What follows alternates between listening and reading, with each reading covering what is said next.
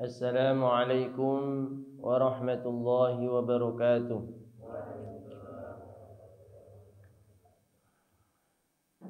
Alhamdulillahilladzi anzala ala 'abdihi al-kitaba wa lam yaj'al lahu 'iwaja. Man tamassaka bihi faqad naja wa man a'rada 'anhu fa inna lahu ma'ishatan dhanka. Asyhadu an la ilaha illallah wahdahu la syarika lah wa asyhadu anna Muhammadan 'abduhu wa rasuluh arsalahu lin-nasi basyiran wa nadhira wa da'iyan ila Allah bi'idnihi wa sirajan munira. Wassalatu wassalamu alaihi wa ala alihi wa sahbihi wa man tabi'ahum bi ihsanin ila yaumiddin, amma ba'd. Para bapak ibu yang kami muliakan, jamaah masjid apa tadi? Nurul Huda yang kami cintai, Desa Wiro Kraman apa Bu? Wiro Kraman apa Kramas? Kraman Sido Karto. Sido Karto. Di sini nih banyak Sido nih. Sido Karto, Sido Arum, Sido apa lagi? Sido Agung. Ya, Sido Kabeh. Ya, alhamdulillah. Ngodian. Oh, alhamdulillah. Alhamdulillah, pada pagi hari ini Allah Subhanahu wa taala memudahkan kita, melangkahkan kaki kita menuju ke masjid yang kita cinta ini. Semoga usaha kita untuk datang ke sini untuk sholat subuh berjamaah dan dilanjutkan dengan kajian, semoga mendapatkan ridho Allah, dan juga semoga tercatat sebagai amalan yang kelak akan bermanfaat, khususnya di akhirat kelak, di dunia juga di akhirat kelak. Amin Allahumma amin. Karena orang yang belajar, ibu-ibu, bapak-bapak, belajar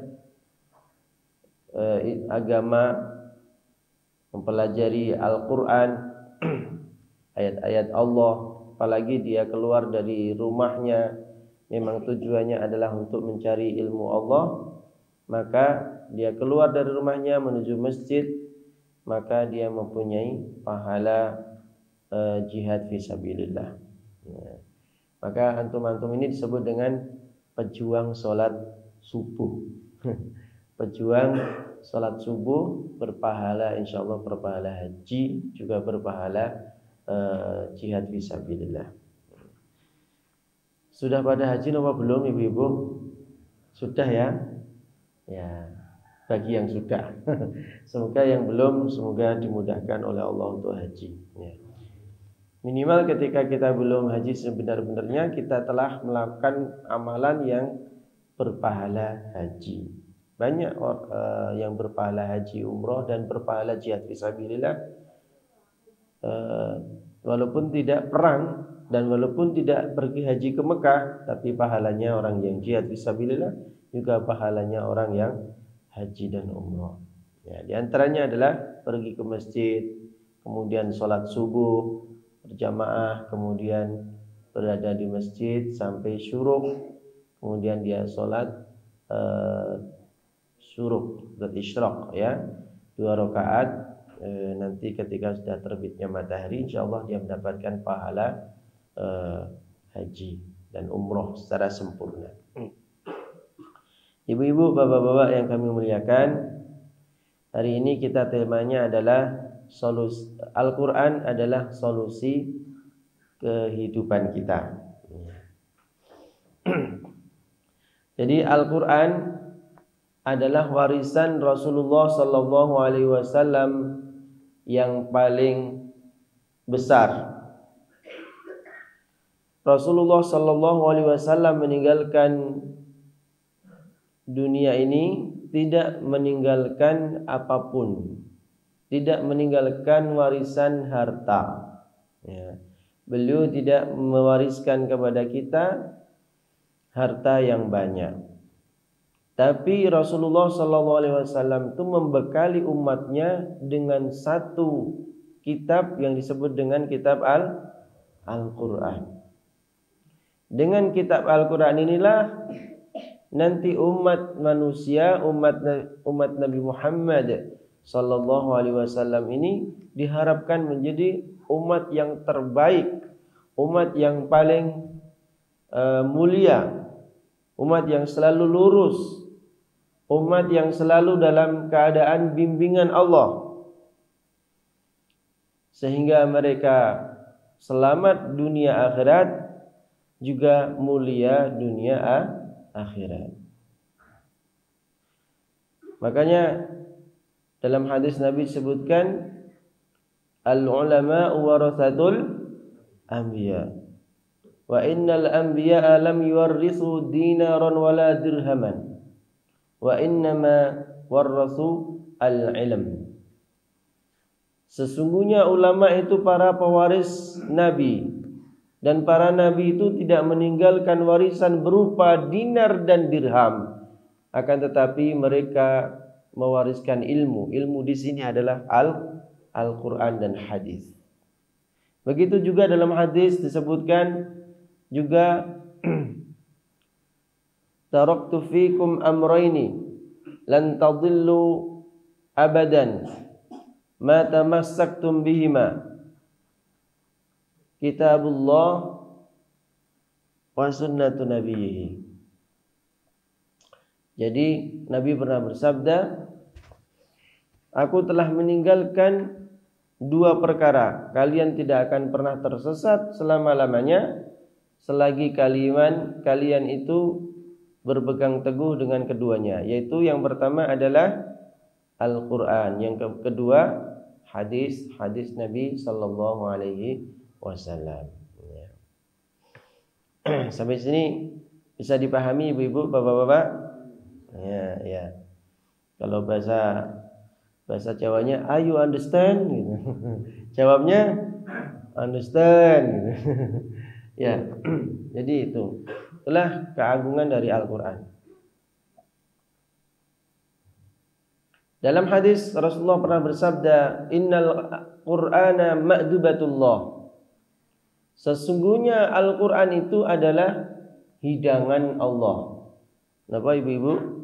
Hidangan Allah. Diibaratkan, diilustrasikan seperti hidangan Allah. Inna hadzal Qur'an ma'dubatullah. Fata'allamu min ma'dubatillahi mastata'tum.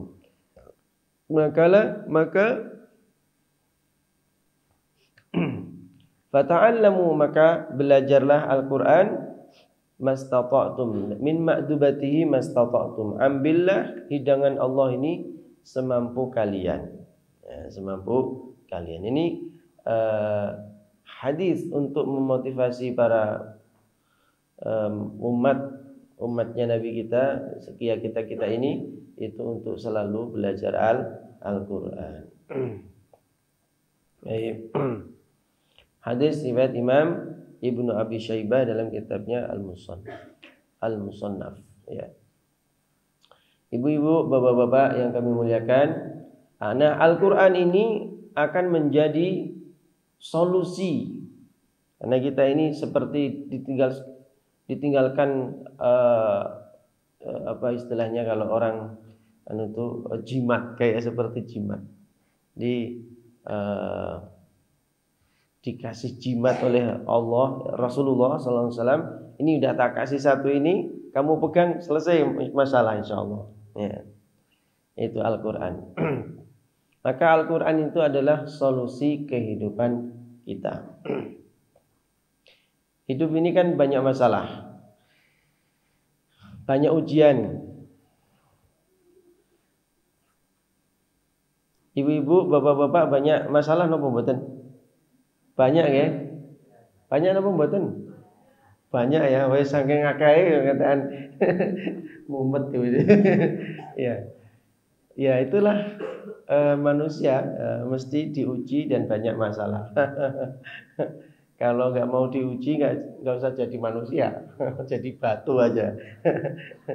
Iya, yaitu ahasiban nasu an yutraku an yaqulu amanna an yaqulu amanna wa hum la yuftanun. Ahasiban nas, apakah manusia mengira ayyutraku ayyaqulu amanna, dia dibiarkan mengatakan saya beriman, wahum la yuftanun, kemudian enggak dikasih ujian? Enggak mungkin. Orang yang mengatakan amanna, kami beriman, pasti nanti ada ujian. Nah, termasuk datang ke sini ini ujian ini. Nah, wis bengi wis melekan, ngantuk-ngantuk ya kan. Subuh-subuh enaknya kemulan sarung malah disuruh datang ke masjid. Ini kan juga ujian. Nah, ini dalam hati itu teko ora turu ayo. Wal subuhan masjid liwat ndak ben iso langsung mulih turu. Nah kono nek subuhan kono nurul huda kok malah ra iso mulih. Nah, ini masalah. Iya kan? Padahal orang yang duduk di sini sampai suruk nanti pahalanya besar. Orang yang memanfaatkan subuh seperti ini mendapatkan barokah doanya Rasulullah SAW. Itu doanya apa? Allahumma barik li ummati fi bukuriha. Ya Allah, berikan barokah kepada umatku yang subuh-subuh itu melakukan kebaikan. Apalagi kebaikannya itu sholat berjamaah, habis itu kemudian kajian. Wah, itu luar biasa. Itu didoakan oleh Nabi SAW di berkah hidupnya. Ini anak-anak adik-adik ini, Masya Allah, ini luar biasa. Masih kecil-kecil sudah datang ke masjid. Ini Alhamdulillah. Ini mengingatkan masa lalu saya. Waktu zaman saya masih kecil. Kalau SMP saya itu waktu SMP, tapi ini SMP apa SD? SD. Masya Allah, malah lebih hebat dari saya dulu. Saya tuh ke masjid tuh biasanya dulu SMP. Kalau yang masih SD saya ya di musola terdekat. Kalau masjid agak jauh saya jadi jalan. Saya masih ingat itu kalau habis subuh itu ibu-ibu bapak-bapak, kalau subuh dengar adzan langsung pelencing saya. Belum pipis itu. Biasanya kalau habis tangi turu mesti kan kita apa dulu, Bu? Ke WC terus setor dulu ya. Kita pipis dulu kan. Nah gitu. Kalau saya enggak, masih kemulan sarung itu langsung pelencing, langsung lari ke masjid. Itu masih belen masih apa itu. Karena apa? Karena memang kalau dulu waktu saya SMP itu kan ngaji di Pak Kiai. Pak Kiai rumahnya dekat masjid. Itu cepet-cepetan dokok Al-Qur'an itu. Nanti kan ada kayak meja itu yang pertama dokok Al-Qur'an itu, dia yang pertama maju ke Pak Kiai untuk ngaji Al-Qur'an. Ngaji bukan ngafal Al-Qur'an, apa ngaji sorgan itu apa ngaji Al-Qur'an nanti dibeneri gitu bacaannya gitu aja. Ngaji binazor istilahnya kalau itu. Ngaji binazor. Itu iya. Itu selama 3 tahun itu saya sampai hatam. Dari Al-Fatihah kelas 1 SMP baca Al-Fatihah itu. Al-Fatihah itu dibeneri enggak benar-benar sampai 21 hari baru naik kan. Besok kan sekarang Al-Fatihah baca Al-Fatihah terus kemudian sama Pak Kiai besok diulangi ya. Besok diulangi meneh. Nggih. Besok datang yo meneh maca Al-Fatihah meneh. Masya Allah. Hari kedua dibilangin gitu, besok diulangi meneh ya. Sampai 21 hari tak hitung itu. Tak hitung, 21 hari. Nah, sesuk ganti, sesuk oleh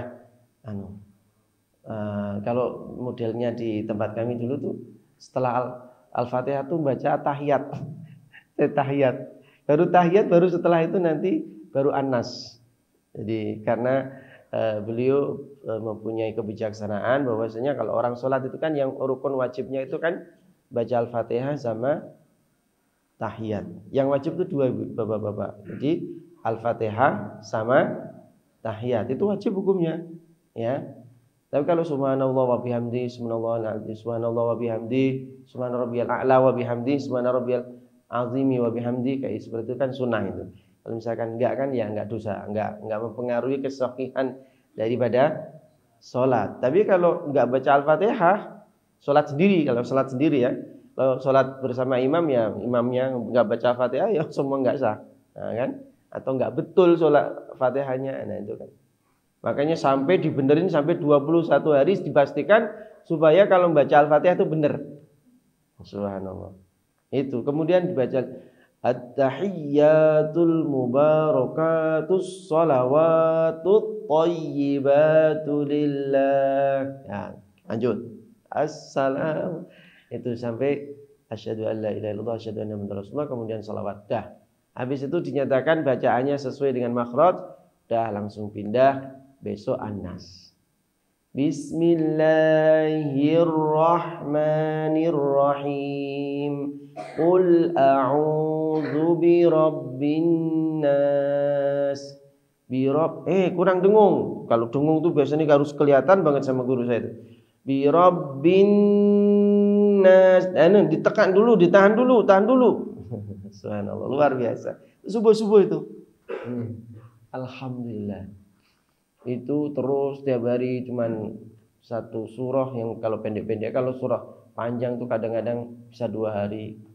Begitu terus selama 3 tahun. Akhirnya setelah juz amma, kalau juz 1, 2, 3 sampai balik juz amma lagi. Akhirnya khatam ya, alhamdulillah. Khatam Al-Qur'an di depan Pak Kiai 30 juz di wisuda. Masyaallah. Itu habis subuh itu. Habis subuh kayak gini nih. Masya Allah, alhamdulillah. Jadi nanti kencingnya saya itu, pipisnya itu, nanti kalau sudah sampai di masjid langsung ke WC, pipis dulu, kemudian wudu, kemudian langsung naik. Itu kan masjidnya kan tingkat. Naik ke atas, taruh Al-Quran. Itu kadang-kadang masih kalah dengan teman saya yang samping rumahnya samping masjid. Waduh, saya nomor 2, tapi kadang-kadang menang nih nomor 1 tuh. Kalau nomor 1 wis menang gitu. Angger nomor 1 seneng. Muridnya cuma berapa? Enggak banyak. Muridnya paling antri 6 atau sampai 8, 10 lah kira-kira itu. Enggak banyak. Orang kampung. Masya Allah.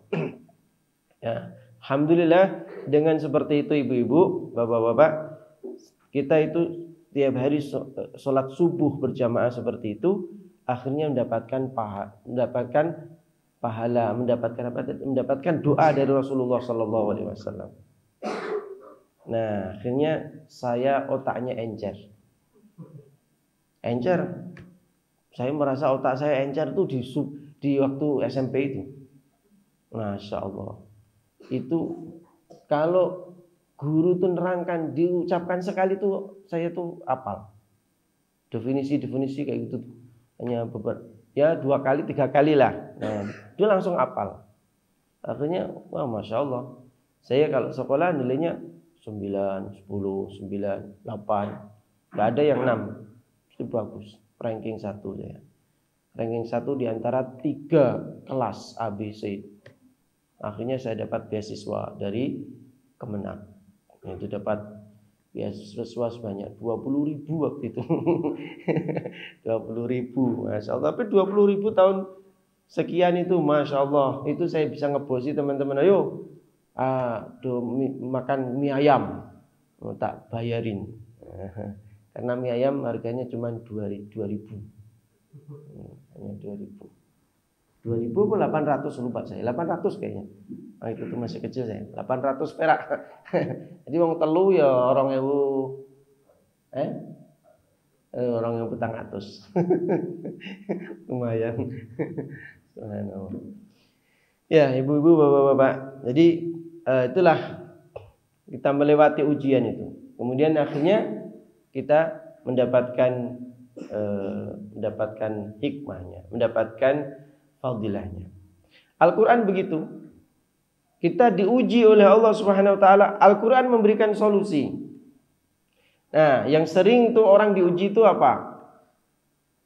Orang tuh diuji dengan mungkin orangnya sedih. Jadi kita dengan kesedihan, sedih, kemudian gundah, galau, sakit hati. Nah, mungkin diuji karena kita gagal berusaha. Ujian apa buatan ibu-ibu? Gagal berusaha, stres kadang-kadang ujian itu. Nah, kemudian ada temen suka nyakitin kita. Mungkin kalau sekarang musim medsos, sindir-sindir di Facebook, sindir-sindir dihina di Facebook. Sedih napa mboten kira-kira kalau gitu kan? Sakit hati napa mboten? Sakit hati. Ini ujian hidup. Nah, diaran-arani macam-macam gitu kan. Hati kita sedih. Nah, Al-Quran adalah obat ketika kita lagi galau. Apalagi ini anak-anak muda sekarang, generasi apa sekarang istilahnya? Z. Generasi Z apa nih? Jadi orang bilang generasi stroberi. Stroberi itu kalau dipenyet blenyek. Artinya lagi ada ujian kecil aja langsung blenyek. Langsung generasi kita tuh nggak tahan banting. Sedikit-sedikit mewek, sedikit-sedikit udah ngeluh. Itu kata peneliti. Nah, maka Al-Quran ini akan menguatkan hati kita. Dalam hadis yang diriwayatkan oleh Imam Ahmad sebutkan ya, ma asaba ahadan qattu hammun wala huznun faqala, tidaklah seseorang itu diuji oleh Allah Subhanahu wa taala berupa hammun wala haznun, gundah dan kesedihan. Kemudian dia membaca doa begini, Allahumma inni abduk wa ibnu abdik wa ibnu amatik nasiyati fi yadik madin fiyya hukmuk adlun fiyya qada'uk as'aluka bikulli ismin huwa lak sammaita bihi nafsak aw anzaltahu fi kitabik aw 'allamtahu ahadan min khalqik aw ista'tharta bihi fi 'ilmil ghaibi indak an taj'ala al-Qur'ana al-'azima rabi'a qulubina rabi'a qalbi wa nura sadri wa jalaa huzni wa dhahaba hammi. Baca itu kecuali pasti semua kesedihannya dan kegundahannya akan hilang ya. Illa azhaballahu hammahu wa huznahu wa abdalahu makanahu faraja. Kemudian Allah memberikan ganti berupa kegembiraan dan solusi. Nah, hafal doanya tadi Ibu. Nah, biasanya kalau saya langsung saya ambil dari tengahnya, bukan dari awal. Kadang-kadang kita awal. Jadi kalau dari tengahnya langsung Allahumma inni as'aluka bikulli ismin huwa lak sammaita bihi nafsak aw anzaltahu fi kitabik aw 'allamtahu ahadan min khalqik aw ista'sarta bihi fi ilmil ghaibi indak an taj'alal Qur'ana al-'azima rabi'a qalbi wa jalaa'a huzni wa dhahaba hammi. Itu doanya itu. Dah, nanti itu sedihnya hilang. Nah, hafal ya? Insyaallah. Coba ya bareng-bareng sama saya ya. Allahumma inni as'aluka bikulli ismin huwa laka sammaita bihi nafsak aw 'allamtahu ahadan min khalqik. Panjangan Ustaz. Aw 'allamtahu ahadan min khalqik aw ista'tharta bihi Apa tadi? Kalau diputus-putus malah jadi lupa ini. Awis ta'sarta bi fi ilmil ghaibi indak anta ja'alal qur'ana al-azim rabi'a qalbi wa jala'a huzni wa dhahaba hammi. Sudah itu saja. Artinya ya, Allahumma inni as'aluka bi kulli ismin walak. Ya Allah, aku mohon kepadamu ya Allah dengan wasilah semua nama-nama yang Engkau miliki. Sammaita bihi nafsak, yang Engkau sebutkan dalam kitabmu. Au anzaltahu fi kitabik, atau yang nama-nama yang Engkau turunkan. Au anzaltahu bagaimana? Walaka saman au 'allamtahu ahadan min khalqik, au ahadan, atau nama-nama yang Engkau ajarkan kepada salah seorang dari hambamu, atau nama-namamu dengan wasilah nama-namamu yang Engkau turunkan di dalam kitabmu. Awis ta'tsarta bi fi ilmil ghaibi indak, atau dengan nama-namamu, dengan wasilah nama-namamu yang hanya Engkau yang Maha tahu nama itu.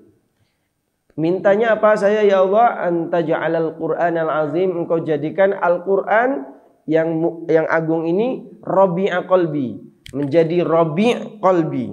Rabi' itu apa namanya? Kalau musim itu musim tumbuh, hijau gitu.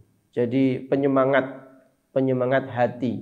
Rabi'a qalbi wajala'a huzni, dan hilangnya kesedihan saya. Wajala'a huzni wa dhahaba hammi, dan hilangnya kegundahan saya.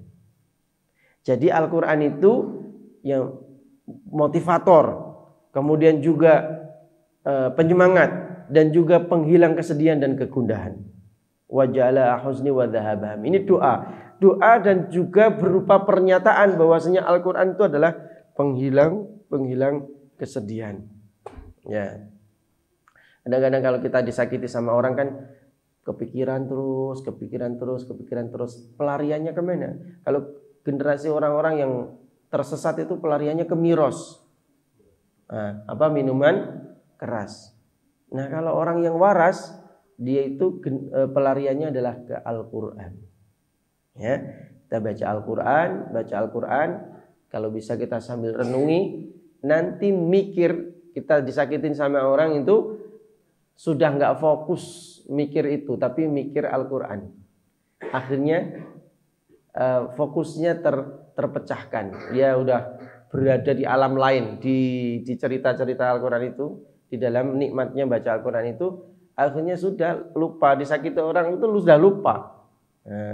Dah lupa, kemudian setelah itu dia sibuk dengan apa yang ada di dalam Al-Quran, akhirnya dia kembali semangat lagi. Itu yang kita alami. Seringnya gitu ya, kita kalau sudah susah itu baliknya Al-Quran. Ya, kita baca Al-Quran, kita baca surah Yusuf misalkan.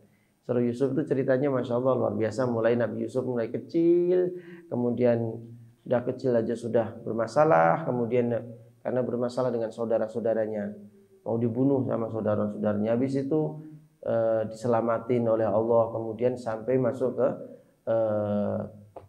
di kerajaan Mesir itu, kerajaan Mesir. Habis itu di situ dibesarkan jadi dewasa. Setelah dewasa ada ujian lagi, disenangi sama majikannya, Masya Allah, digoda. Akhirnya Allah selamatkan, diselamatkan. Akhirnya dimasukkan penjara.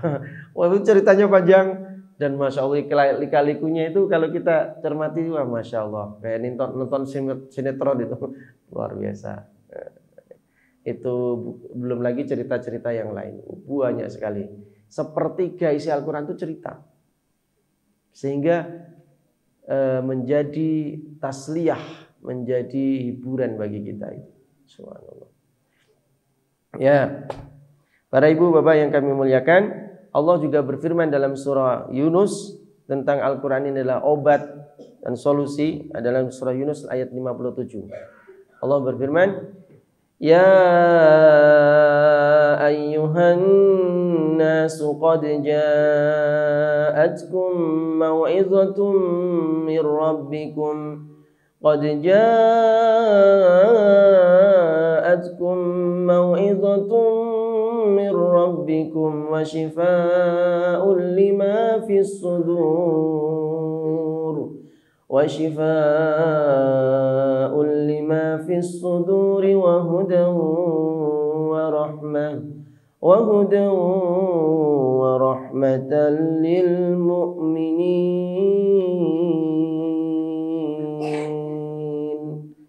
Alhamdulillah. Gimana Ibu mendengarkan? Enak apa senep? Alhamdulillah. Senang apa senep? Senang ya, Masya Allah. Keren tuh kalau dibaca nikmat. Ya ayyuhan nasu qad ja'atkum mau'izatun mir rabbikum. Wahai manusia, telah datang kepada kalian mau'izah. Ada mau'izah, ada nasihat dari Allah. Mir rabbikum wa shifaa'un lima fis sudur, dan juga obat yang ada di dalam hati. Wa hudan wa rahman, dan petunjuk dan juga rahmat bagi orang-orang mukmin. Ya, Al-Qur'an. Jadi kalau kita lagi pusing baca Al-Quran. Ya, sebelum baca Al-Quran ada persiapannya, yaitu wudu. Habis wudu sholat 2 rakaat. Kemudian habis itu baca Al-Quran. Insya Allah selesai masalah. Ya. Itulah hiburan orang mukmin. Kalau dia merenungi melakukan itu semua, insya Allah selesai hidupnya lempeng-lempeng, ibunya santai. Ini ditegaskan dalam surah Al-Hijr ayat berapa? Ayat yang paling akhir itu. Surah Al-Hijr yang paling akhir ada 3. Surah Al-Hijr itu ayatnya 99. Jadi mulai 97, 98, 99. Walaqad na'lamu annaka yadhiqu sadruka bima yaqulun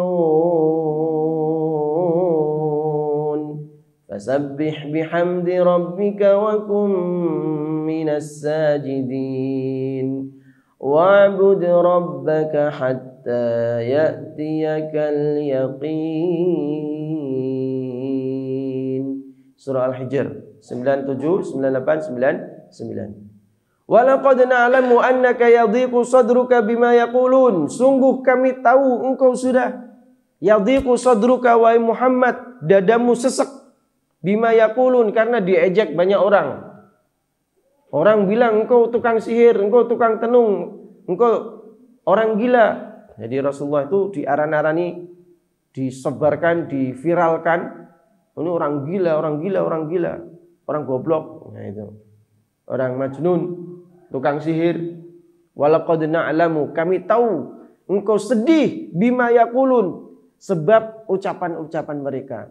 Jadi Nabi mengucapkan Al-Quran, mengucapkan yang baik-baik, yang benar, tapi disebut buruk-buruk oleh manusia. Itu sedih Nabi. Kok bisa loh saya dikatakan orang gila itu, kayak dari mana? Itu Masya Allah. Sedih Nabi itu, sedih.